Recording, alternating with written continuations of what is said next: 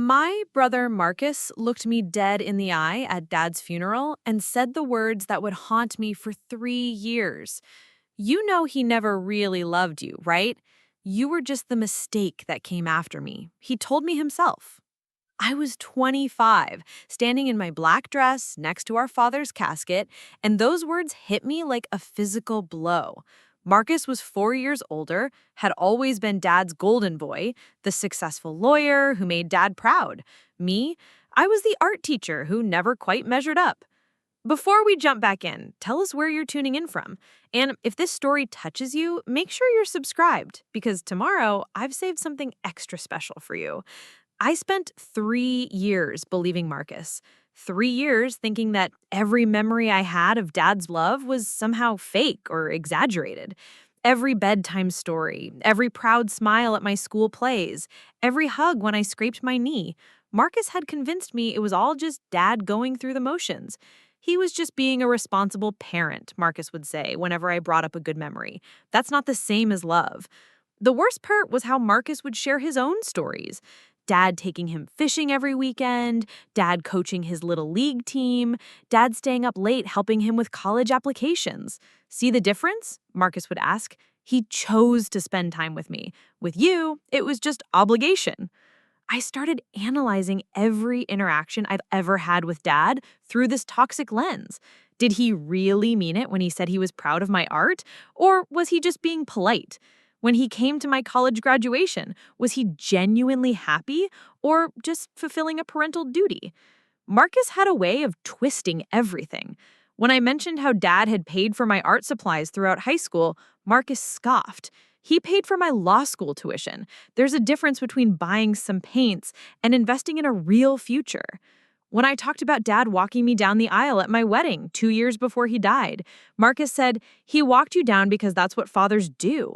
He told me afterward he was relieved to finally get you off his hands. I should have questioned Marcus more, should have recognized the cruelty in his words. But Marcus was brilliant, successful, confident. Dad had always praised his intelligence, his achievements. If anyone would know Dad's true feelings, it would be the son he was obviously proud of. I was just the daughter who never quite lived up to expectations. Or so I thought. The breakdown of my marriage happened exactly 18 months after Dad's funeral. My husband David couldn't understand why I'd become so withdrawn, so convinced that I was unlovable. "Your dad adored you," he kept saying. "I saw it every time we visited, the way his face lit up when you walked in the room." But Marcus had planted those seeds of doubt so deep that I couldn't see truth anymore. If my own father hadn't really loved me, how could I trust that anyone else did? David tried for months to pull me out of that darkness, but I pushed him away. How could I believe his love was real when the first love I'd ever known, my father's, had apparently been a lie? After David left, I couldn't afford our apartment anymore. My teaching salary barely covered basic expenses, and the divorce had drained what little savings I had. I was 38 years old and moving back into my childhood bedroom in the house Dad had left me and Marcus jointly. Marcus rarely visited, too busy with his powerhouse career in the city. But he'd made it clear he considered the house a financial burden we should sell quickly. I'd been putting off cleaning out Dad's things. 3 years after his death, his bedroom still looked exactly as he'd left it. His reading glasses on the nightstand next to a biography of Winston Churchill he'd never finished. His cologne still faintly scenting the air. His clothes hanging in the closet like he might come back for them any day. But with Marcus pressuring me to get the house ready for sale, I couldn't avoid it anymore. That's when I decided to tackle the attic. We'd used it for storage our whole lives. Christmas decorations, old photo albums, boxes of childhood artwork, and school papers that Dad could never bring himself to throw out. I thought it would be the easiest place to start. Just old junk to sort through and mostly throw out. The ladder groaned under my weight as I climbed up into the dusty space. Late afternoon sunlight streamed through the small window, illuminating dancing dust particles and casting everything in a golden glow. I started with the Christmas decorations, carefully packing ornaments that had been part of our family traditions for decades. Then the photo albums, hundreds of photos documenting every birthday, every school event, every family vacation. Looking through those photos hurt in a way that I hadn't expected. There was Dad at my 5th birthday party, crouched down to my level as I blew out the candles, his face filled with pure joy. Dad cheering from the audience at my middle school art show, beaming with pride as I accepted a ribbon. Dad teaching me to drive in the empty parking lot behind our house, patient and encouraging even when I kept stalling the engine.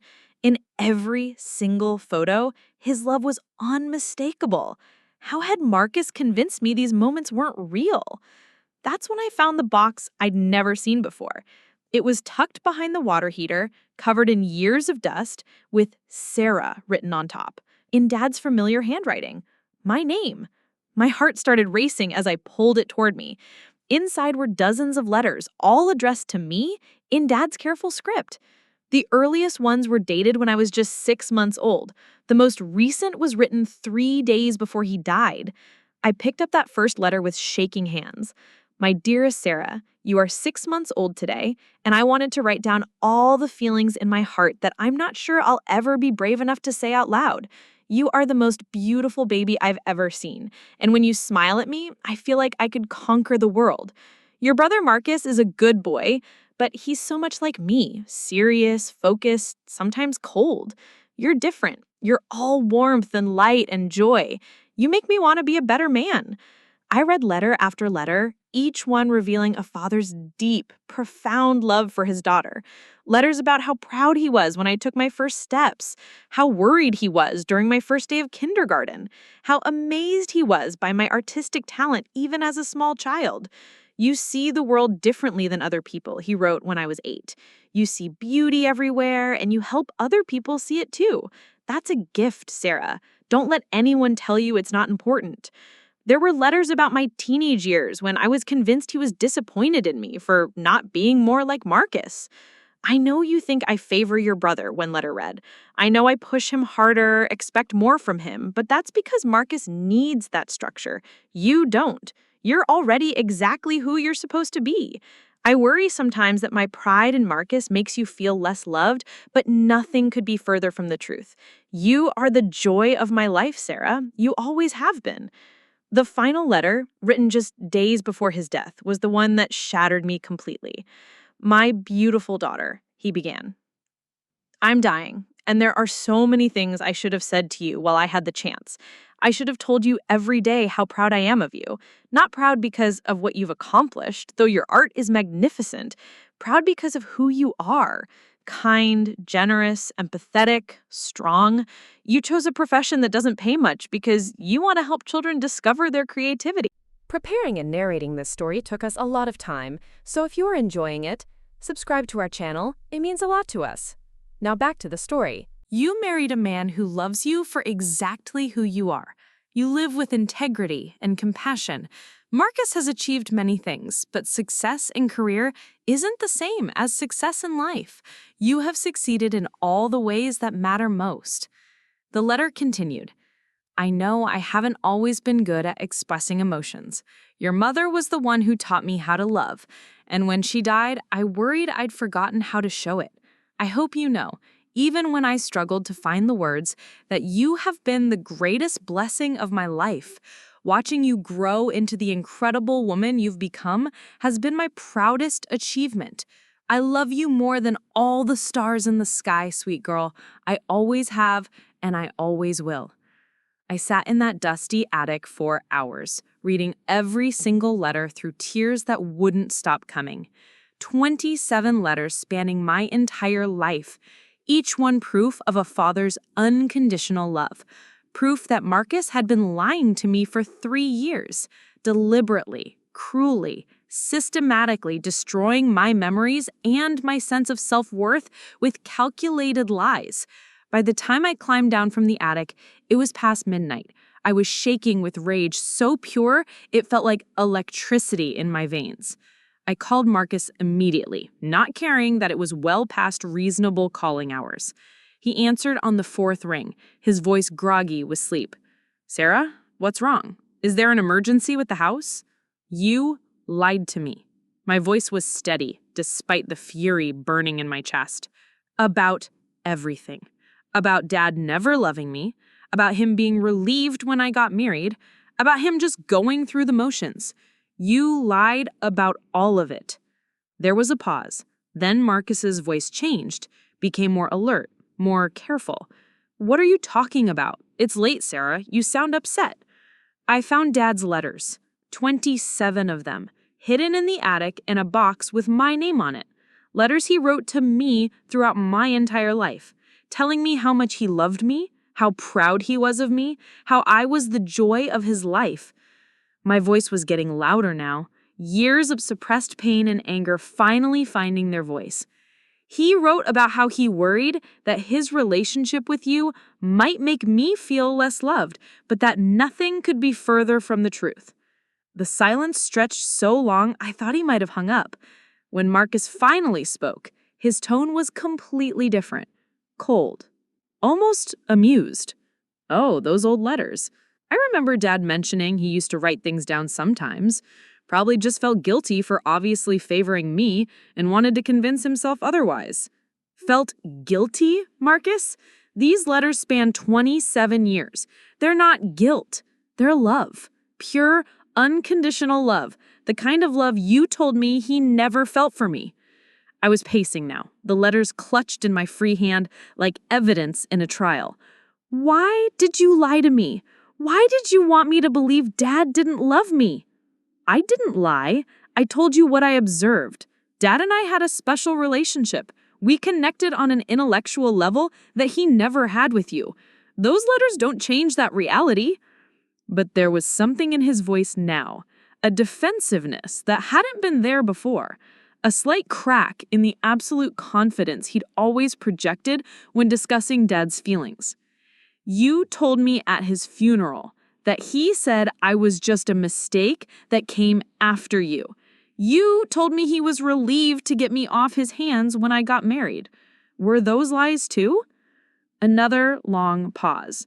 Look, Sarah, Dad said a lot of things over the years. Sometimes when he was frustrated or tired, maybe I remembered some conversations differently than they actually happened. Remembered differently? Marcus, you destroyed 3 years of my life with your lies. My marriage fell apart because you convinced me I was unlovable. I've been living with this crushing weight of believing my own father never really cared about me, and it was all based on your twisted version of reality. That's not my fault. If your marriage was so fragile that a few comments about Dad could destroy it, maybe it wasn't meant to last anyway. His voice was getting colder now, more clinical.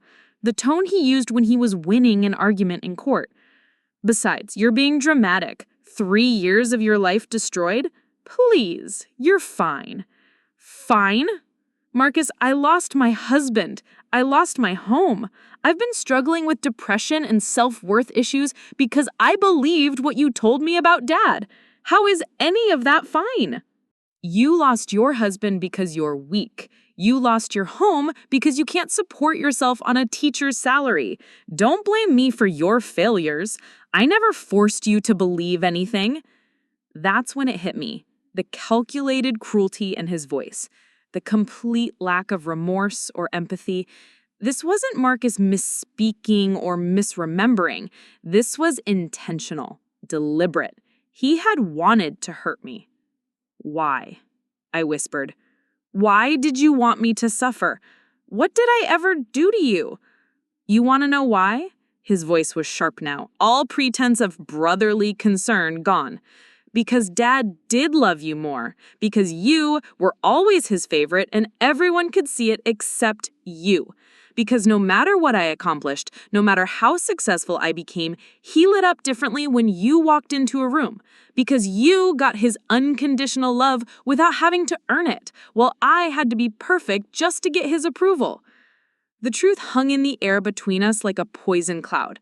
All these years, Marcus had been jealous. Jealous of the very love he'd convinced me didn't exist. So you decided to destroy my belief in that love? You decided to make me as miserable as you felt. I decided to give you a dose of reality. Dad's dead, Sarah. Those feelings died with him. At least now you know how the rest of us felt, the ones who had to work for every scrap of attention and affection. I hung up on him. My hands were shaking so badly I could barely hold the phone. For the first time in 3 years, I wasn't shaking with self-doubt or depression. I was shaking with righteous anger. The next morning, I called David. We'd been divorced for 8 months, but we'd remained cordial. He deserved to know what had really happened to our marriage. Sarah, is everything okay? His voice was concerned, but guarded.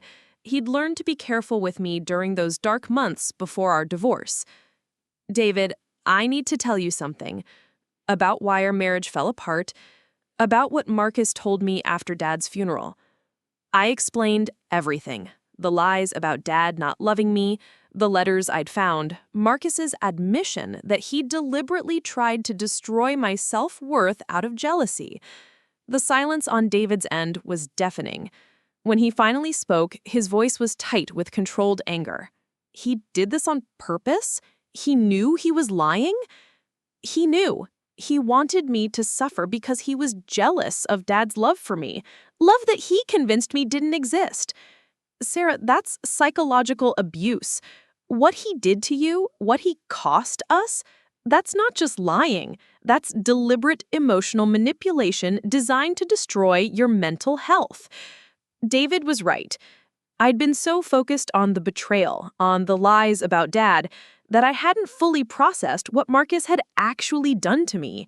He'd systematically destroyed my self-worth, my ability to trust love, my marriage, my sense of security, all because he was jealous of a father's love for his daughter. I'm going to make this right, I told David. I don't know how yet, but Marcus can't get away with this. What are you going to do? I'm going to make sure everyone knows what kind of person he really is. He's built this reputation as this successful, respected lawyer, but he's a manipulative, cruel person who tortured his own sister for years out of petty jealousy. People should know who they're really dealing with. I started with Marcus's law firm. I called his managing partner and requested a meeting. When I walked into that glass and steel office building downtown 3 days later, I brought copies of Dad's letters and a detailed timeline of Marcus's lies and their impact on my life. The managing partner, a distinguished woman in her 50s named Patricia Morrison, listened with growing concern as I explained the situation. You're saying your brother deliberately lied to you about your father's feelings, knowing it would cause psychological harm? For 3 years, he watched me spiral into depression. He knew my marriage was falling apart because of his lies, and he never said a word. When I confronted him, he admitted he did it because he was jealous of Dad's love for me. Patricia looked troubled. Sarah, what your brother did to you personally is certainly reprehensible, but I'm not sure how it relates to his professional conduct. It speaks to his character. If he's willing to psychologically torture his own sister for years, what is he capable of doing to opposing counsel, to witnesses, to anyone who stands in his way? I leaned forward, meeting her eyes directly. Would you want someone representing your firm who admits to deliberately destroying another person's mental health out of jealousy? She promised to look into it, but I could tell she was reluctant to take action based on family drama. That's when I realized I needed to go bigger. I went to the local newspaper first. The journalist, Rebecca Chen, specialized in human interest stories, and when I told her about Dad's hidden letters and Marcus's 3-year campaign of psychological manipulation, she was immediately interested. But it was when I mentioned that Marcus was a prominent attorney that her eyes really lit up. This isn't just a family drama, she said, reviewing the timeline I'd prepared. This is about someone in a position of trust and authority who's capable of systematic emotional abuse. If he'll do this to his own sister over jealousy, what else might he be capable of? The article ran on a Sunday, complete with photos of some of Dad's letters and a detailed account of how Marcus had destroyed my marriage and mental health through calculated lies. The headline read, "Local attorney's 3-year campaign of lies destroys sister's life out of jealousy." Within hours, it was being shared across social media. Marcus called me that afternoon, his voice shaking with rage. How dare you go to the press with our family business? Do you have any idea what you've done to my career? I have told the truth, something you should try sometime. You've destroyed my reputation over a family disagreement. This is vindictive and petty, Sarah. A family disagreement? Marcus, you systematically lied to me for 3 years about our father's love. You watched me lose my husband, my home, my mental health, and you never said a word.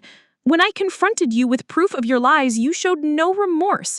That's not a disagreement. That's abuse. No one's going to care about this in a week. My clients know what kind of lawyer I am. But Marcus was wrong. The story had struck a nerve. Comments poured in from people sharing their own experiences with manipulative family members. Other lawyers began reaching out to Rebecca Chen with their own concerns about Marcus's professional conduct. Apparently, his willingness to psychologically manipulate extended beyond family relationships. 3 former clients came forward with stories about Marcus's behavior during their cases. One woman described how he'd systematically undermined her confidence during her divorce proceedings, telling her she was too emotional and unstable to get custody of her children, then pushing her to accept a settlement far below what she deserved. Another client, a man going through a business dispute, said Marcus had convinced him that his case was hopeless and that he should settle quickly, only to discover later that Marcus had been in discussions with opposing counsel about a different case entirely and had wanted to maintain that relationship. The State Bar Association opened an investigation. Marcus's law firm, facing negative publicity and client concerns, placed him on administrative leave pending the outcome. The domino effect was swift and devastating to his carefully constructed professional image. But the most satisfying response came from an unexpected source. Dr. Amanda Rodriguez, a prominent psychologist who specialized in family trauma, reached out after reading the article. She wanted to study the case as an example of sibling psychological abuse and its long-term effects.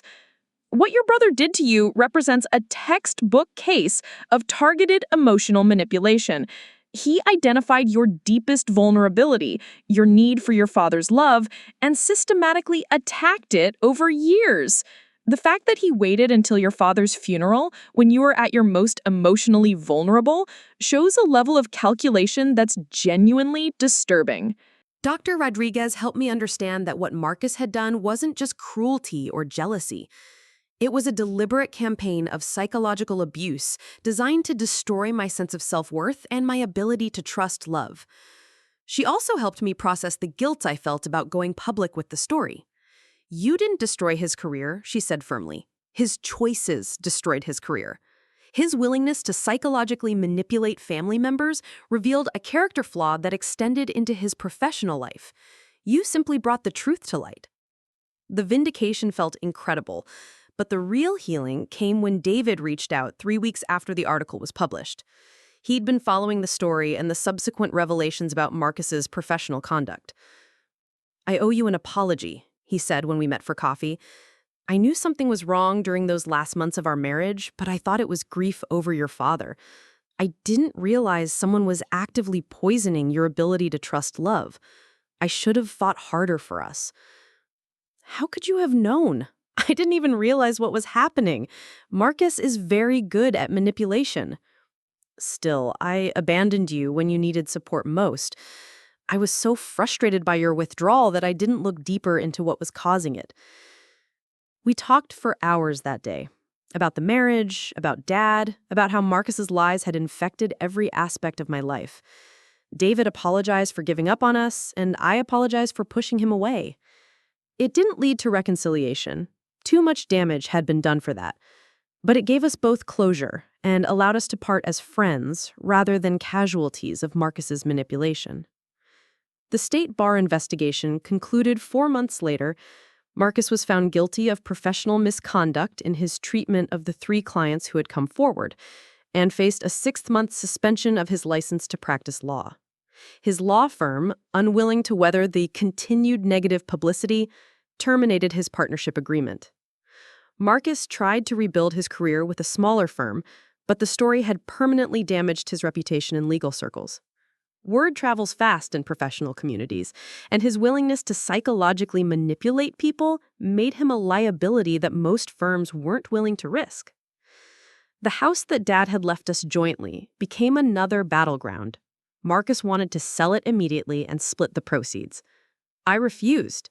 This was where Dad's letters had been hidden, where his love for me had been preserved all these years. I wasn't about to let Marcus profit from property that held such significant emotional value. I hired my own attorney and bought out Marcus's half of the house using Dad's life insurance money that I'd never touched. Marcus tried to fight it, claiming the house was worth more than the appraisal, but his legal troubles made it difficult for him to mount an effective challenge. That house became my sanctuary. I moved back into my childhood bedroom permanently, but this time it felt like coming home rather than admitting defeat. I converted Dad's study into an art studio, a space where I could create surrounded by his books and his memory. The attic, where I'd found the letters, became a meditation space where I went to read Dad's words whenever I needed to remember that I was loved. 6 months after the newspaper article, I received an unexpected visitor. A young woman named Jennifer knocked on my door, clutching a printed copy of the article. She was crying as she explained that she'd been living with psychological abuse from her older sister for years, convinced that she was worthless and unloved by their parents, who had died in a car accident. Reading your story made me realize that what my sister was doing wasn't normal sibling rivalry, she said. She's been telling me lies about our parents, just like your brother did to you. I found some of my mom's journals last week, and they're full of love for me, just like your dad's letters. I invited Jennifer in, and we talked for hours, helping her understand that she wasn't alone, that psychological manipulation by family members was real and devastating, but survivable, gave new meaning to my experience. My pain had a purpose now. 2 years after finding Dad's letters, I started a support group for people who'd experienced family psychological abuse. We meet twice a month in my living room, sharing stories and healing together. Jennifer was one of my first regular members, and watching her rebuild her self-worth has been one of the most rewarding experiences of my life. Marcus and I haven't spoken since the day his law license was suspended. He moved to another state, trying to rebuild his career somewhere his reputation hadn't preceded him. I heard through mutual acquaintances that he's working for a small firm doing insurance defense work, a far cry from the prestigious corporate law practice he'd built before his fall from grace. I keep Dad's letters in a special box on my nightstand now. When I wake up from nightmares about being unloved, when the old doubts creep in, I read his words and remember the truth. I am loved. I was always loved. Nothing Marcus said or did could change that fundamental reality. Last month, I finally felt ready to start dating again. The man I'm seeing now is patient and kind, and when I told him about Dad's letters and Marcus's lies, he didn't run. Instead, he said, "Anyone who could inspire that kind of love from their father must be pretty special." He's right. I am special. Dad knew it, even if it took me years to believe it again. Marcus thought he could steal my father's love by convincing me it never existed. Instead, he gave me something more valuable, the unshakable knowledge that real love leaves evidence, that truth has a way of surfacing, and that the people who try to destroy us often end up destroying themselves. That's the real lesson here. Love doesn't disappear just because someone tells you it never there. It waits patiently in hidden places until you're ready to find it again. 5 years have passed since I found those letters in the attic, and my life looks completely different now. The support group I started has grown from 5 people meeting in my living room to over 40 members across 3 different locations. We've helped dozens of people recognize and recover from family psychological abuse, and watching each person reclaim their sense of self-worth never gets old. Jennifer, who was that first tearful visitor at my door, is now co-facilitating one of our groups. She found the strength to confront her sister about the lies, armed with her mother's journals as proof. Her sister's reaction was eerily similar to Marcus's, a mixture of defensive anger and complete lack of remorse. But Jennifer was prepared this time. She'd learned to recognize manipulation tactics, to trust her own reality, and to prioritize her mental health over family obligation. The man I'd been dating, Thomas, proposed to me last spring in Dad's old study, surrounded by books and easels and the warm afternoon light streaming through windows that had witnessed decades of my father's quiet love. Thomas had spent months getting to know me, understanding my history, reading some of Dad's letters when I felt ready to share them. He proposed not despite my complicated past, but because of how I had emerged from it stronger and more compassionate. Our wedding was small, held in the backyard of the house where I'd grown up. I wore Mom's dress, which I'd found carefully preserved in the same attic where Dad's letters had waited for me. As I walked down the makeshift aisle between our closest friends and family, I felt Dad's presence so strongly it took my breath away. Jennifer read one of his letters during the ceremony, the one where he'd written about hoping I'd find someone who would love me for exactly who I was. Thomas's family welcomed me with open arms, but it was his sister Maya who became especially important to me. She was a documentary filmmaker, and after hearing my story, she asked if I'd be willing to make a film about family psychological abuse and recovery. The documentary, Hidden Letters: Breaking the Cycle of Family Manipulation, premiered at 3 film festivals and is now used in psychology courses across the country. The film brought Marcus back into my life one last time, though not in the way I expected. 3 days after the documentary aired on a local television station, Marcus showed up at my front door. I almost didn't recognize him. The confident, impeccably dressed lawyer I'd known had been replaced by someone who looked exhausted and defeated. His expensive suits had been traded for jeans and a wrinkled polo shirt. His hair, once perfectly styled, was graying and unkempt. "I saw the documentary," he said when I opened the door. "Can we talk?" I hesitated.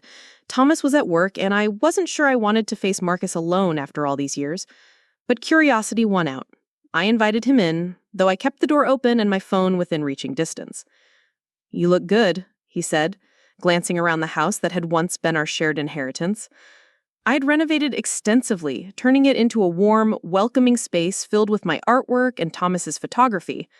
The dark, heavy furniture of our childhood had been replaced with lighter pieces that let in more natural light. "Thank you. How are you, Marcus?" He laughed, but there was no humor in it. "Honestly, I'm a mess." I'm working for a small practice now, mostly handling minor civil disputes and real estate closings. Nothing like what I used to do. I waited, not sure what response he was looking for. Part of me felt a flicker of sympathy for him, but I remembered Dr. Rodriguez's warnings about the tendency of abuse survivors to excuse their abuser's behavior when they appeared vulnerable.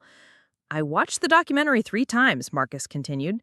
Hearing other people tell similar stories, seeing the psychological experts explain what I did to you, I think I'm finally starting to understand how badly I hurt you." Starting to understand? I know how that sounds, but for years I told myself that I was just being honest with you about Dad's feelings. I convinced myself that you were being overly dramatic about our conversations, that strong people don't fall apart over family disagreements. He ran his hands through his hair, a gesture I remembered from our childhood when he was struggling with difficult homework.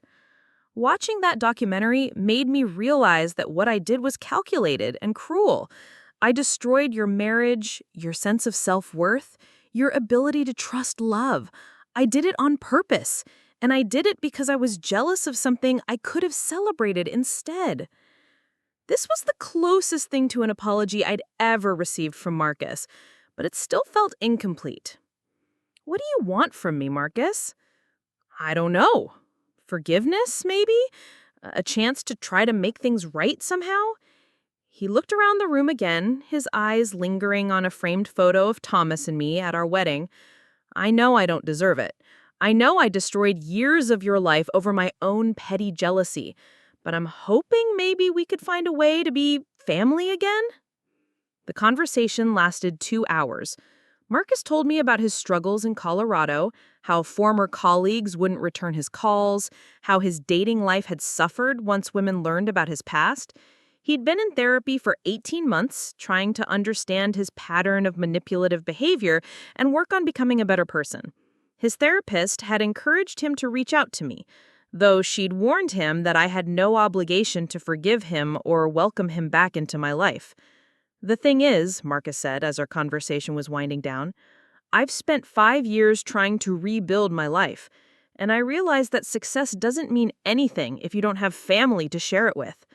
I was so focused on competing with you for Dad's love that I never appreciated having a sister who actually cared about me. I told Marcus that I needed time to think about what kind of relationship, if any, we might have going forward.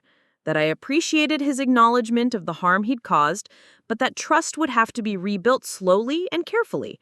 That my support group and my new marriage were my priorities now, and I wouldn't jeopardize my mental health for the sake of family reconciliation.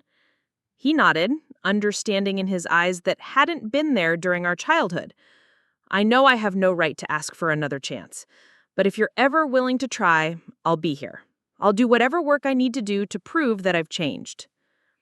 After Marcus left, I called Dr. Rodriguez. We'd maintained a professional relationship over the years, and she'd become something of a mentor as I developed my own understanding of family trauma and recovery. She reminded me that forgiveness was a process, not a destination, and that I should trust my instincts about whether and how to reconnect with Marcus. The fact that he sought therapy independently and took responsibility for his actions is significant, she said. But you're right to be cautious. People can change, but it takes time and consistent effort. Don't rush into anything that doesn't feel emotionally safe. Thomas and I talked about it extensively that night and over the following weeks. He'd never met Marcus, but he'd seen the damage Marcus's lies had caused and was naturally protective of my well-being. However, he also recognized that the decision was ultimately mine to make. Whatever you choose, I'll support you. If you want to try building a relationship with him again, we'll do it carefully and with clear boundaries. If you decide you're better off without him in your life, that's valid too. You don't owe him forgiveness just because he's finally ready to apologize. I decided to give Marcus a cautious second chance. We started with monthly phone calls, brief conversations where he updated me on his therapy progress and his efforts to rebuild his career. He never pushed for more contact than I was comfortable with, and he consistently took responsibility for his past actions without making excuses or expecting immediate forgiveness. After 6 months of phone calls, we met for coffee, then occasional dinners. Marcus had indeed changed in fundamental ways. The arrogance and competitiveness that had defined him during our childhood and young adulthood had been replaced by humility and genuine remorse. He asked thoughtful questions about my support group work and my marriage, celebrating my successes without any trace of the old jealousy. The real test came when he met Thomas for the first time. I was nervous about how he'd react to seeing me happy and successful, despite his previous attempts to destroy my self-worth. But Marcus was gracious and respectful, acknowledging that he was grateful to Thomas for loving me well and creating the kind of marriage I deserved. It took 3 years of careful relationship rebuilding before I felt comfortable calling Marcus my brother again. The trust between us will never be the what it might have been if he hadn't chosen manipulation and cruelty during those crucial years after Dad's death. But we've found a new equilibrium, one based on honesty, respect, and his ongoing commitment to being a better person. Marcus now volunteers with an organization that helps people dealing with the aftermath of family estrangement. He speaks openly about his past behavior and the work he's done to change. It's part of his ongoing effort to make amends for the harm he caused, not just to me, but to the clients he manipulated during his legal career. Last month, on the anniversary of Dad's death, Marcus and I visited his grave together for the first time since the funeral. I brought one of Dad's letters, the one where he'd written about hoping both of his children would find happiness and success in their own ways. Marcus cried when I read it aloud, finally understanding what we'd both lost when he'd chosen jealousy over love. "He robbed us both of so many years," he said as we stood there among the headstones. "You missed out on having a supportive brother, and I missed out on celebrating the amazing person you became. I can't undo that. But I promise I'll spend the rest of my life trying to be the brother Dad would have wanted me to be." The support group continues to thrive, and we're planning to expand into online sessions to reach people who can't attend in-person meetings. Jennifer and I are co-writing a book about recognizing and recovering from family psychological abuse, drawing on our own experiences and the stories of the dozens of people we've worked with over the years. My art has evolved too. Where I once painted landscapes and still lifes, I now create pieces that explore themes of hidden truth, recovered love, and the resilience of the human spirit. Several galleries have shown my work, and I've been commissioned to create pieces for therapy centers and support organizations. But perhaps the most meaningful development is that Thomas and I are expecting our first child. When we found out I was pregnant, my first thought was of Dad's letters and how he documented his love for me from my earliest days. I've already started writing letters to our unborn daughter, capturing my hopes and dreams for her, my promises to love her unconditionally, my determination to create the kind of family environment where love is expressed openly and honestly. This child will grow up knowing she's cherished, not because of what she accomplishes or how she compares to others, but simply because she exists. She'll never have to question whether her parents love her, because we'll tell her and show her every single day. And if anyone ever tries to convince her otherwise, she'll have years of evidence proving them wrong. The attic where I found Dad's letters has been converted into a nursery. It seems fitting that the space where I discovered the truth about my father's love will now house our daughter as she begins her own journey of being loved completely and unconditionally. Sometimes I sit in the rocking chair Thomas assembled there and read Dad's letters aloud to my growing belly, sharing his words of love with the granddaughter he'll never meet but would have adored beyond measure. Marcus has asked if he can be part of our daughter's life as her uncle. After much consideration, Thomas and I have agreed, but with clear boundaries and the understanding that any sign of manipulative behavior will result in immediate removal from our family. I believe people can change, because I've seen Marcus work hard to become someone different than he was. But I also believe in protecting the people I love from potential harm, and our daughter's emotional well-being will always be my highest priority. The house that once held so much pain and hidden truth has become a sanctuary of openness and love. Every room holds memories of healing and growth, of relationships rebuilt and new ones formed. When I walk through these halls now, I don't hear the echoes of Marcus's cruel lies. Instead, I hear Dad's voice reading bedtime stories, Mom's laughter from the kitchen, the excited chatter of support group meetings, Thomas's morning coffee ritual, and the promise of our daughter's first cries. Finding those letters in the attic changed everything. They gave me back my father's love, my sense of self-worth, and my ability to trust in the reality of genuine affection. They also gave me the strength to hold Marcus accountable for his actions and eventually the wisdom to recognize when he'd truly changed. Most importantly, they taught me that love leaves evidence, that truth has a way of surfacing even when it's been buried under years of lies.